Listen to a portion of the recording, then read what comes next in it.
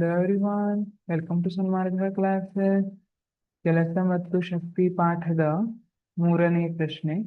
ಒಂದು ಕಾಯದ ಸ್ಥಾನ ಪಲ್ಲಟದ ದಿಕ್ಕಿನಲ್ಲಿಯೇ ಬಲಪ್ರಯೋಗವಾದರೆ ನಡೆದ ಕೆಲಸ.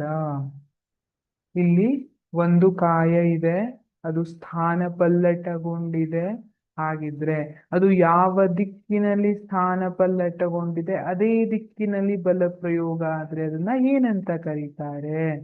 ಆಪ್ಷನ್ ಎ ಧನಾತ್ಮಕವಾಗಿರುತ್ತದೆ, ಆಪ್ಷನ್ ಬಿ ಋಣಾತ್ಮಕವಾಗಿರುತ್ತದೆ, ಆಪ್ಷನ್ ಸಿ ಶೂನ್ಯವಾಗಿರುತ್ತದೆ, ಆಪ್ಷನ್ ಡಿ ಸಮವಾಗಿರುತ್ತದೆ. ಹಾಗಿದ್ರೆ ನೋಡಿ, ಕೆಲಸ ಅಂದ್ರೆ ಏನ್ ಹೇಳ್ತೀವಿ ನಾವು? ಯಾವುದೇ ಒಂದು ಕಾಯದ ಮೇಲೆ ಬಲ ಪ್ರಯೋಗವಾದಾಗ ಅಲ್ಲಿ ಅದು ಸ್ಥಾನ ಪಲ್ಲಟಗೊಂಡಿರ್ಬೇಕು, ಅಂದ್ರೆ ಒಂದ್ ಜಾಗದಿಂದ ಇನ್ನೊಂದ್ ಜಾಗಕ್ಕೆ ಹೋಗ್ಬೇಕು. ಅವಾಗ ಅದನ್ನ ಕೆಲಸ ಆಗಿದೆ ಅಂತ ಹೇಳ್ತೀವಿ. ಅಲ್ಲಿ ಮತ್ತೆ ಧನಾತ್ಮಕ ಋಣಾತ್ಮಕ ಕೆಲಸ ಅಂತ ಬರ್ತಿದೆ, ಕೆಲಸ ಶೂನ್ಯ ಆಗಿದೆ ಅಂತ ಬರ್ತದೆ ಅಲ್ವಾ? ಹಾಗಿದ್ರೆ ಧನಾತ್ಮಕ ಕೆಲಸ ಅಂದ್ರೆ ಏನು?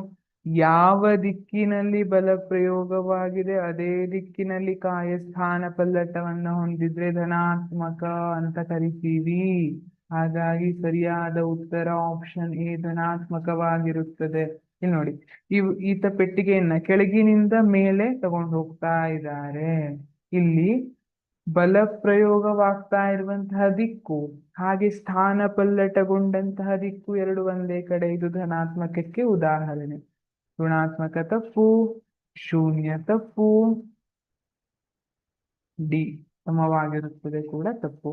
ಶೂನ್ಯ ಅಂತ ಯಾವಾಗ ಹೇಳ್ತೀವಿ ನಾವು? ಯಾವಾಗ ಅಂದ್ರೆ ಬಲ ಪ್ರಯೋಗ ಆಗಿದೆ ಆದ್ರೆ ಸ್ಥಾನ ಪಲ್ಲಟನೆ ಆಗಿಲ್ಲ. ನಾನು ದೊಡ್ಡ ಕಲ್ಬಂಡೆನ ತಳ್ತಾ ಇದ್ದೀನಿ, ಬಲ ಪ್ರಯೋಗ ಮಾಡಿದ ಸತ್ಯ ಇದೆ ಆದ್ರೆ ಸ್ಥಾನ ಪಲ್ಲಟ ಆಗ್ತಾ ಇಲ್ಲ. ಅವಾಗ ನಾನು ಕೆಲಸ ಮಾಡಿದ್ದು ಝೀರೋ, ನಾನೇನೋ ಕೆಲಸನೇ ಮಾಡಿಲ್ಲ ಅಂತ ಅನ್ಸ್ಕೊಳ್ತದೆ.